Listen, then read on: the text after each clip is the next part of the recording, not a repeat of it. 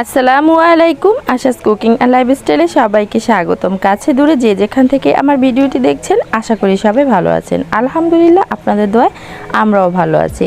আজকে সকাল সকাল ঘুম থেকে উঠে দেখি আমার শাশুড়ি হচ্ছে সকালে নাস্তার জন্য রুটি বানিয়ে নিয়েছে, আর আমি উঠে দেখি তার সবগুলো রুটি বেলা হয়ে গিয়েছে, আর এখন শুধু আমি রুটিগুলোকে ছেঁকে নিব। আজকে সকালের নাস্তায় হচ্ছে রুটি, আর কালকের গরুর মাংস রান্না করা আছে সেটা দিয়ে হচ্ছে সকালের নাস্তাটা করে নিয়েছি।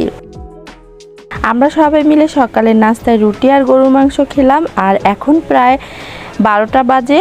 আর এখন হচ্ছে আপনাদের ভাইয়াকে বলেছিলাম কয়টা কলার পাতা মানে ডাগা কেটে আনার জন্য, আর আমাদের বাসায় যে ছোট পুচকু সদস্যগুলো আছে ওরাও সাথে গিয়েছিল। তো আপনাদের ভাইয়া হচ্ছে কলার পাতা কাটতে গিয়ে একদম ইতিহাস রচনা করেছে।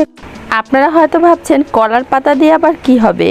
আজকে আপনাদের সাথে কলার পাতার একটি ভর্তার রেসিপি শেয়ার করব।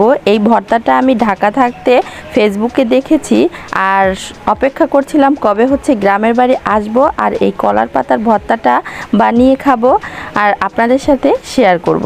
ফাইনালি হচ্ছে আমি এখন গ্রামের বাড়িতে, আর এই কলার পাতার ভর্তাটা খাবো না সেটা কি হয়। তাই আজকে হচ্ছে এই পুচকু সদস্যগুলোকে নিয়ে আপনাদের ভাইয়াকে দিয়ে এই কলার পাতাগুলো কেটে এনেছি। এখন হচ্ছে আমি একটি কলার পাতার আগার যে পাতাটা সেটা কেটে নিয়েছি, আর এটাকে ধুয়ে পরিষ্কার করে নিয়েছি। এখানে আর কি ভর্তাটা মাখা হবে। আর এই যে কলার ডাগার যে মোটা অংশটা সেটাকে আমি ছোট ছোট করে কেটে নিয়েছি, মানে আমি কাটিনি, আমার যা হচ্ছে কাটছিল আর আমি হচ্ছে ভিডিও করছিলাম। আর এখন হচ্ছে এই কলার ডাগার যে সবুজ অংশটা হয় সেটাকে আমি কেটে নিব।